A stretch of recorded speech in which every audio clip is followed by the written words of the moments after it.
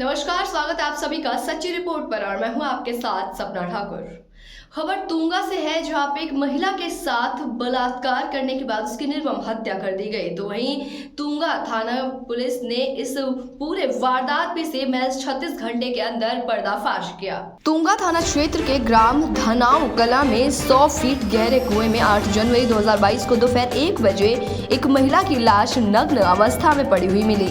थाना अधिकारी रमेश, उप निरीक्षक और कमिश्नर अशोक 9773 ने अदम्य साहस का परिचय दिखाकर 100 फीट गहरे कुएं से एक महिला की लाश को औरत लिहाजा से बाहर निकाला। नितिका महिला के पास में नहीं था कोई मोबाइल फोन और ना ही घटनास्थल के आसपास कोई भी सीसीटीवी कैमरा था। ऐसे में घटना का खुलासा करना बहुत ही चुनौतीपूर्ण बन गया था। घटनास्थल पर मिली एक जोड़ी लेडीज चप्पल के आधार पर पारंपरिक प्रणाली का उपयोग कर अभियुक्त राजू मीणा को गिरफ्तार किया गया। घटना की गंभीरता को देखते हुए पुलिस उपायुक्त पूर्व प्रहलाद सिंह के आदेश अनुसार टीम का गठन करके इस पूरी घटना को खोला गया है।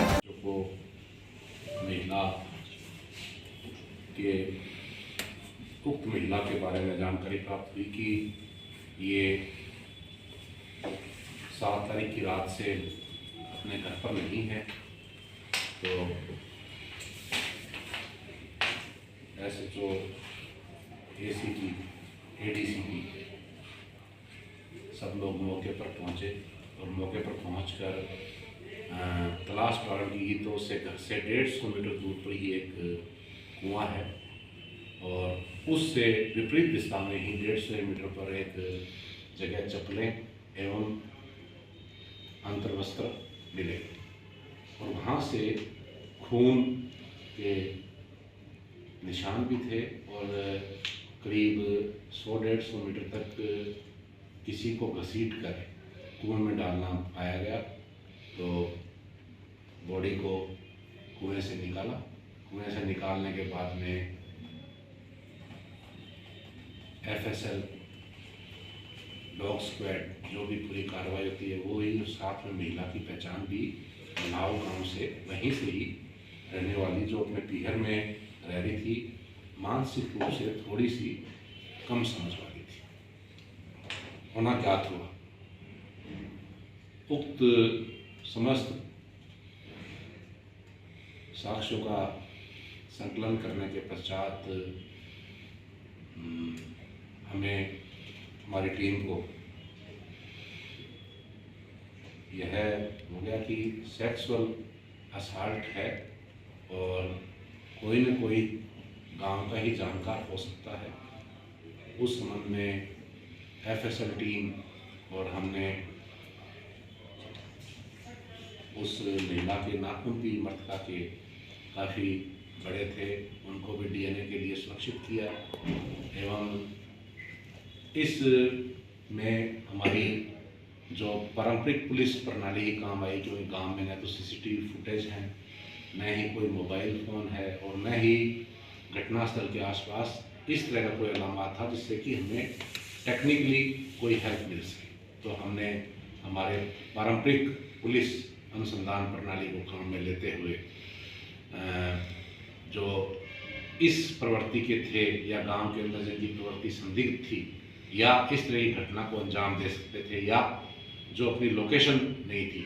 और जो अगली खबर लक्ष्मणगढ़ से है, जहां पे भारतीय स्कूल में वैक्सीनेशन कैंप का आयोजन हुआ, जिसमें 1000 बच्चों ने वैक्सीन की पहली डोज लगवाई। वही मुख्यमंत्री अशोक गहलोत और सरकार ने किसी भी स्थिति से निपटने के लिए पूरी तैयारी कर ली है। जनप्रतिनिधियों ने बताया कि जिम्मेदारी बनती है उनकी और जनप्रतिनिधि कोरोना गाइडलाइन की पालन कर आमजन के बीच ये मिसाल पेश करेंगे। सभी को कोरोना गाइडलाइंस का पालन करना चाहिए ताकि संक्रमण पर लगाम लग सके। देश के महान नेताओं में देश के प्रधानमंत्री रहे। 1965 की लड़ाई में जो हमारा बहादुरी भरा, जो हमारा एक तरीके से कहना चाहिए एक ऐतिहासिक जो विजय हमने पाकिस्तान पर हासिल की, उसके प्रेरणा पर और उनका इतना मान सम्मान था। 1965 की लड़ाई में अमेरिका ने जब आंख दिखानी चालू की कि PL 480 का अनाज बंद कर देंगे, तो शास्त्री जी ने देश की जनता से आह्वान किया ये देश अमेरिका के आगे झुकेगा नहीं। हम PL 480 के अनाज के लिए भीख नहीं मांगेंगे, न उसका इंतज़ार करेंगे। देश का एक एक नागरिक एक सप्ताह में एक समय का व्रत करेगा और सोमवार को हर नागरिक व्रत करेगा। ये जब कॉल शास्त्री जी ने दी, पूरे देश के लोगों ने उस कॉल को एक अपने धर्म के रूप में अपनाया, चाहे हिंदू हो, मुस्लिम हो, सिख हो, ईसाई हो, कोई भी। उस टाइम जिन लोगों ने शास्त्री जी के आह्वान को सुना, उन सब लोगों ने सोमवार का व्रत चालू किया। और उस वक्त जो लोग समझदार थे जिन्होंने व्रत चालू किया, अगर वो जिंदा हैं आज, तो वो अब तक उस धर्म को निभा रहे हैं। इतनी बड़ी मान्यता शास्त्री जी की थी, देश के आत्मसम्मान का प्रतीक थे। मैं उन्हें नमन करता हूँ, श्रद्धांजलि अर्पित। कोरोना के केसेज बढ़ रहे हैं, ये हम सब के लिए चिंता की बात है। हम सबको सतर्क रहने की बात है।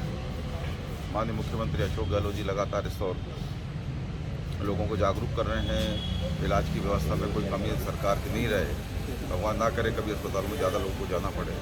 लेकिन अगर कोई भी परिस्थिति बनती तो उसके लिए सरकार तैयार है, अलर्ट मोड पे सरकार।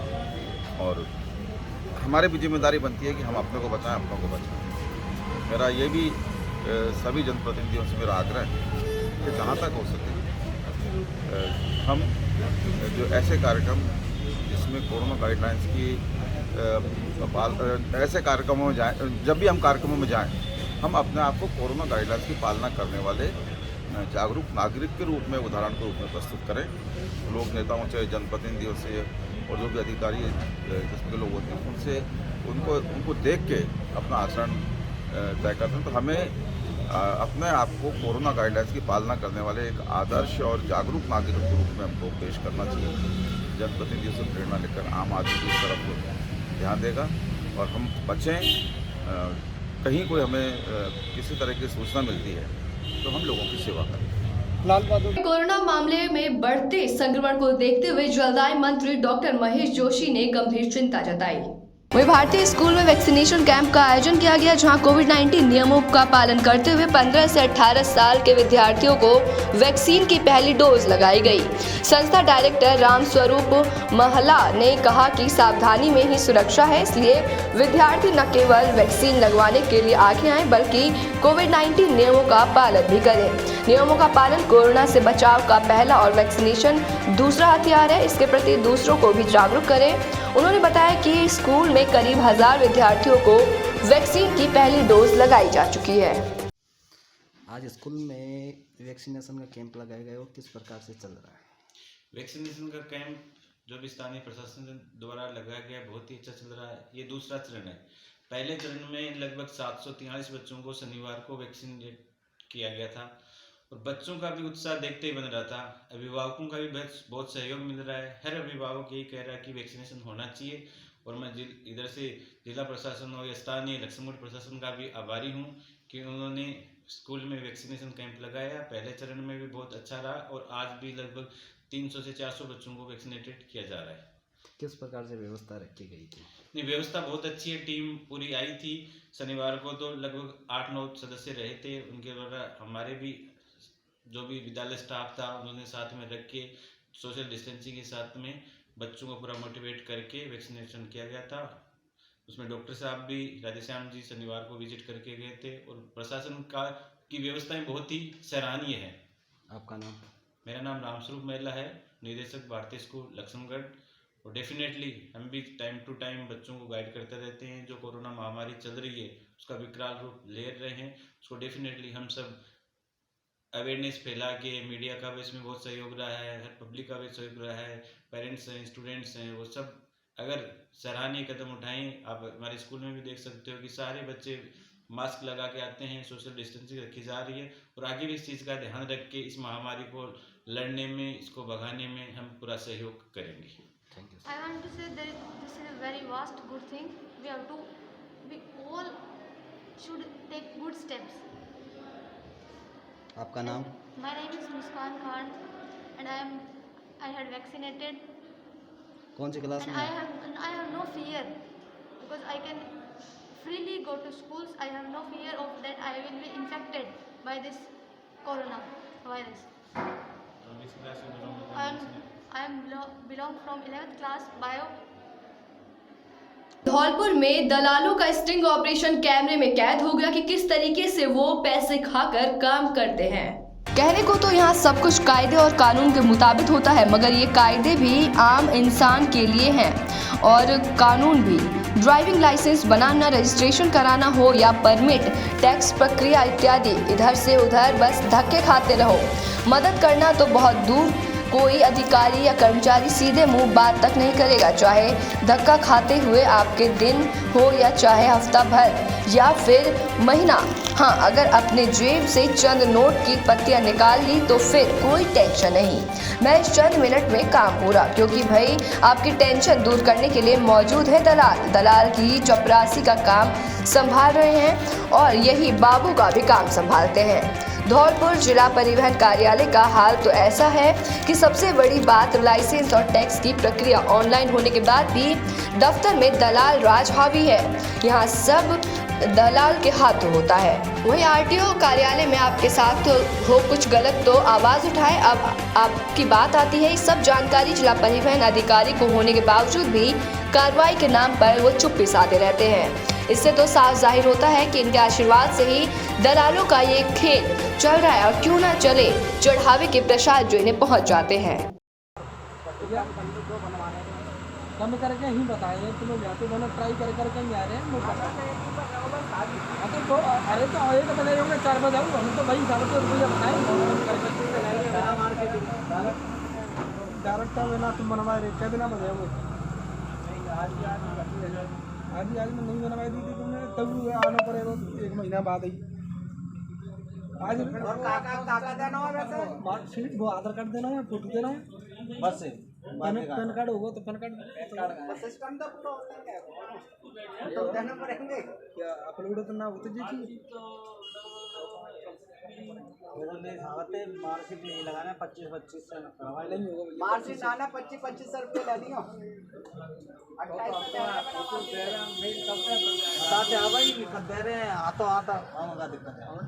पैसा की तो 28 रुपये लगे बिना मार्कशीट को। आप बैठ लो, आधार कार्ड लिंक है ना मोबाइल नंबर से, इसी से आपको लर्निंग साथ ही साथ दें। 1 महीने में या 1 महीने 10 दिन बाद जब आपका चक्कर लगे मैं लगा रही हूँ तब तो करा दें। मार्कशीट आने देना आधार कार्ड से ही करवा दें, करवा दो फिर क्या करें। पैसा तो पैसा बहुत है, या कोई भी हो आप कहीं भी चले जाओ, प्रोसीजर कोई है जो प्रोसीजर यही जो मैंने बताया है। 100 रुपया और ले लो। नहीं है 25 से लेनी है बना मार्कशीट के देख लो, नहीं हो पाएगा तो बना लो, 4 बनवा लो 10 बनवा लो, हमें मार्जिन है ही नहीं। बिना मार्कशीट के 25 मार्जिन नहीं है इतना, तो 50-100 रुपया पे काम कराओ तो बात बाकी में कम कर ले, बात बाकी ना आते। अगर होती तो मन में बताऊँ तब हम आगे 25 से ले रहे हैं, तो हम के 25 से ले लेते कभी जा रिटर्न मत जाता है ऐसा नहीं। पहले बनाओ इनको यूपी को, अरे यूपी डायरेक्ट यूपी को यहाँ कोई काम ना।